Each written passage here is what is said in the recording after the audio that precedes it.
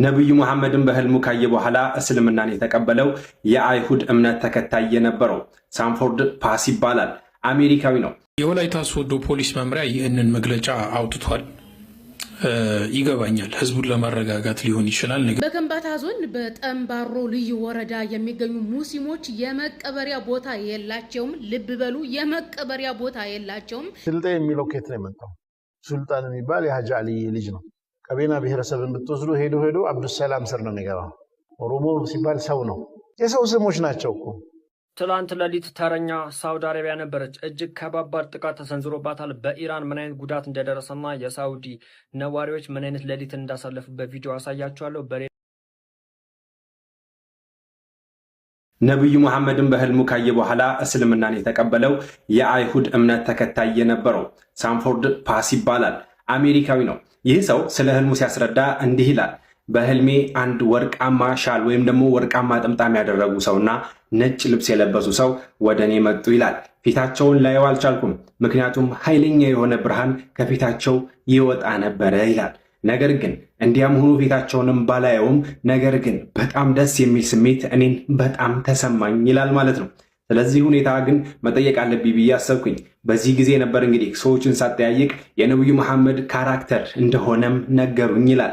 እናም በጣም ስለተመቸኝ እኔም ነብዩ መሐመድን ካየው በኋላ ያ የደስታ ስሜት ከኔ እንዳይጠፋ እንደውም ደስታውን ሲገልጸው ማለት ነው የጎድን አጥንቶቼ እንደ ፈረንሳይ መስኮቶች ሲከፈቱ ይሰማኛል ከደስታ ብዛት ይላል፣ ስለ ህልሙ ሲያወራ ማለት ነው። መጨረሻ ላይም እንግዲህ ይህንና የተለያዩ መጽሐፍ ቅዱሳዎችን በማንበብ የተነሳ አሁን ላይ እስልምናን ተቀብያለሁ ሲል እንግዲህ ይህ የ71 ዓመት ከአጥባቂ የአይሁድ ቤተሰብ የተገኘው ሰው እስልምና እንዴት እንደተቀበለ የተናገረበት መንገድ ነው።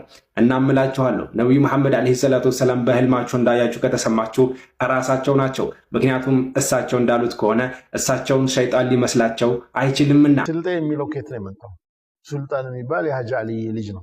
ቀቤና ብሔረሰብን ብትወስዱ ሄዶ አብዱሰላም ስር ነው የሚገባው። ኦሮሞ ሲባል ሰው ነው። የሰው ስሞች ናቸው እኮ። ከሱልጣን በፊት ስልጤ አለ? ኦሮሞ ከሚባለው ሰውዬ በፊት ኦሮሞ ብሔር አለ? የለም እኮ። ኦሮሞ የሚባለው ሰውዬ ስንት ልጆች አሉ? 2 ልጆች አሉ። ማንና ማን? ቦረናና ባሬንቱ። ይህ ሰውዬ ኦሮሞ ብሎ እናት አባቱ አይደል ስም ያወጡለት? ኦሮሞ ማለት ለሱ እናት አባት ያወጡለት ስሙ ነው። ይህ ሰውዬ ብሔሩ ምንድን ነው? ኦሮሞ ነው አይደለም? ገና ብሔሩ ኦሮሞ ብሎ አልተፈጠረም። ገና ቀጥታ ለተወለዱ ልጆቹ ኦሮሞ ማለት የአባታቸው ስም ነው። የኔ አባት ስም ጀበል እንደሆነ የነሱም ያባት ስም ኦሮሞ ነው። እናት አባት ያወጡለት። እነዚህ ሰዎች ሌላ ብሔር ናቸው። በሂደት እየበዛ ሲመጣ የጎሳ ስም ይሆናል። ትላንት ሌሊት ተረኛ ሳውዲ አረቢያ ነበረች። እጅግ ከባባድ ጥቃት ተሰንዝሮባታል። በኢራን ምን አይነት ጉዳት እንደደረሰና የሳውዲ ነዋሪዎች ምን አይነት ሌሊት እንዳሳለፉ በቪዲዮ አሳያችኋለሁ። በሌላ በኩል ደግሞ እስራኤል ለኢራን ነዋሪዎች ያስጠነቀቀችውን ማስጠንቀቂያና ሌላ ተጨማሪ አንድ ዜና ይዤላችሁ መቻለሁ። እስከ መጨረሻ ኮፒ ሊንክ እያደረጋችሁ አብራችሁን ቆዩ። ከላይ የምትመለከቱት የኢራን ከባባድ ሚሳኤሎች እንግዲህ አንድ ላይ ሲጓዙ የምትመለከቱት ወደ እስራኤል ያስወነጨፈችው እንዳይመስላችሁ ወደ ሳውዲ አረቢያ በትላንትናው ሌሊት ላይ ያስወነጨፈችው ሲሆን በዓለም ላይ በግዝፈቱ በአራተኛ ላይ የተቀመጠው የፔትሮ ኬሚካል ኩባንያን ሙሉ ለሙሉ አውድመዋለች በሳውዲ ውስጥ። እሱ ብቻ አይደለም። ከላይ አንድ ቪዲዮ ልጋብዛችሁ፣ እሱን እያያችሁ ሌላ ዜና ልንገራችሁ። ከላይ የምትመለከቱት ቪዲዮ ማለት ነው በትላንትናው ዕለት የኢራን ሚሳኤሎች ወደ ሳውዲ ሲመጡ አስፈሪ ከመሆናቸው የተነሳ በርካታ የሳውዲ ነዋሪዎች ወይም የሳውዲ ህዝቦች ሲሯሯጡና ሲረበሹ ነበረ። በተጨማሪ አሁን አልጀዚራ በሰበር ዜና ያሰማው ሌላ ዜናም አለ። ሳውዲ አረቢያን ከባህሬን ጋር የሚያገናኘው ትልቁ ድልድይ በኢራን ጥቃት ሊሰነዘርበት ማስጠንቀቂያ ስለተሰጠ በስጋት ምክንያት ሙሉ ለሙሉ ስራውን አቁሟል። በዚህ ሰዓት የሳውዲ ምላሽ ምን ይሆናል የሚለው እንግዲህ ሁሉንም ያሰጋ ወይም ደግሞ ሁሉም በጉጉት እየጠበቀው ያለ ዜና ሆነዋል። ከሰዓት በኋላ ወይ የሳውዲ የውጭ ጉዳይ ሚኒስትር ወይም ደግሞ ሙሐመድ ቢን ሰልማን ወጥቶ መግለጫ ያወጣል ተብሎ ይጠበቃል።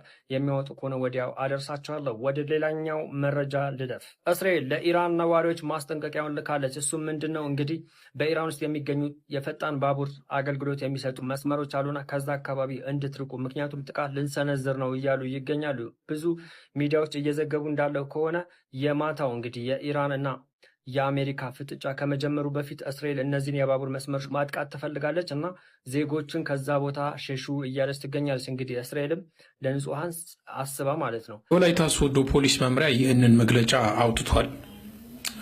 ይገባኛል። ህዝቡን ለማረጋጋት ሊሆን ይችላል። ነገር ግን የአንድን ዜጋ የ80 ዓመት ሽማግሌ ምንም ያላጠፋን ሽማግሌ እውነታም ደግሞ መደበቅ ከህግ አካላት የሚጠበቅ ነገር አይደለም። ምክንያቱም እዚህ ጋር የምትመለከቱት ሄኖክ አበራ ይባላል። የአቶ ሽኩር መሐመድ ሻይ ቤት ውስጥ ተቀጥሮ ሲሰራ የነበረ ልጅ ነው። የአካባቢው ተወላጅና የጴንጤ ሃይማኖት ተከታይ ነው።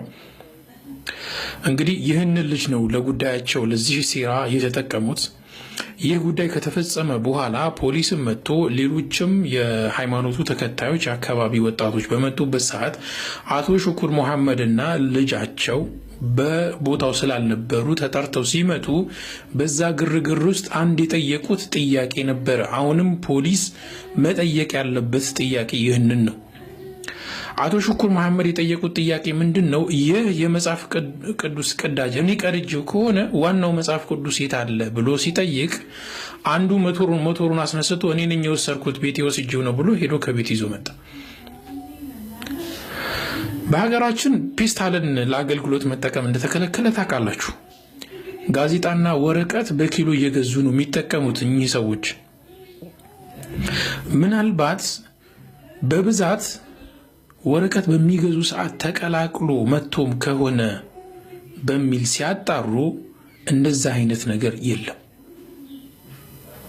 ሆን ተብሎ መጽሐፍ ቅዱስ ተቀዶ ለዚህ ሕፃን ልጅ ተሰጥቶት ዓላማቸውን ሊያሳኩ ነው ይህንን ስራ የሰሩት። ፖሊስ ይህ ይጠፋቸዋል ብዬ አላስብም። ህዝብን ለማረጋጋት ይህንን እያደረጋችሁ ከሆነ እንዲሁም የከተማዋ ከንቲባ ክብርት ታገኝ መሰለኝ ስሟ እንደዚህ አይነት ነገራቶች ይጠፋቸዋል ብዬ አላስብም። ቀጣዩ ሀገራዊ ምርጫ ነው። ሰላም ያስፈልጋል። ሰላም ደግሞ የዜጎችን እኩልነት በማስከበር የሚመጣ ነገር ነውና የሴረኞች መረብ ውስጥ ትወድቃላችሁ ብዬ አላስብም። መብታችንን ማስከበር አልቻልንም። ደብተር ተከልክለን ተነጥቀን በችግር ውስጥ ነው ያለ ነው። ደግሞ እዚህ ጋር ቅበሩ ይላሉ፣ ቦታ ይሰጡናል፣ እንዲከለል እንጠይቃለን። በምንጠይቅበት ጊዜ ደግሞ መብታችንን ለማስከበር ምንም ቦታ በየጊዜ የሚመጡት በጠንባሮ ወረዳ ላይ ምንም እንትን የሚሉ መሪዎች የሉም ማለት ነው። የእኛ ችግር የሚፈቱት የሉም። በከምባታ ዞን በጠንባሮ ልዩ ወረዳ የሚገኙ ሙስሊሞች የመቀበሪያ ቦታ የላቸውም። ልብ በሉ፣ የመቀበሪያ ቦታ የላቸውም፣ የአምልኮ ቦታ የላቸውም። እንደሚታወቀው ማዕከላዊ ኢትዮጵያ ሀዲያና ከምባታ እጅግ ጽንፈኛ ፕሮቴስታንቶች ያሉበት ነው። ማህበረሰቡን ሙስሊሙ ማህበረሰብ ማለት ነው መቀበሪያ ቦታ የላችሁም፣ የአምልኮ ቦታ የላችሁም በማለት ብታምኑም ባታምኑም በማዕከላዊ ኢትዮጵያ በሀዲያ በተለይም በከምባታ ዞን በጠንባራው ልዩ ወረዳ በሌሎች ወረዳዎች የሚገኙ ሙስሊሞች መቀበሪያ ቦታ የላቸውም። አስቡት፣ ብትሞቱ ጅብ ይብላችሁ። ማዕከላዊ ኢትዮጵያ ከምባታን፣ ጠንባሮን፣ ሀዲያን የክርስቶስ ደም ፈሶበታል፣ ሙስሊም እዛ አይቀበርም፣ እንድትቀበሩ የምትፈልጉ ከሆነ ጴንጤ ሁኑ እያሉ በእጃዙር የሃይማኖታዊ ማስገደድ እያደረጉ ነው የማዕከላዊ ኢትዮጵያ ጴንጦች፣ የጠንባራ ጴንጦች። በነገራችን ላይ ጠንባሮ ማለት በአማርኛ የተጠናበረ ማለት ነው።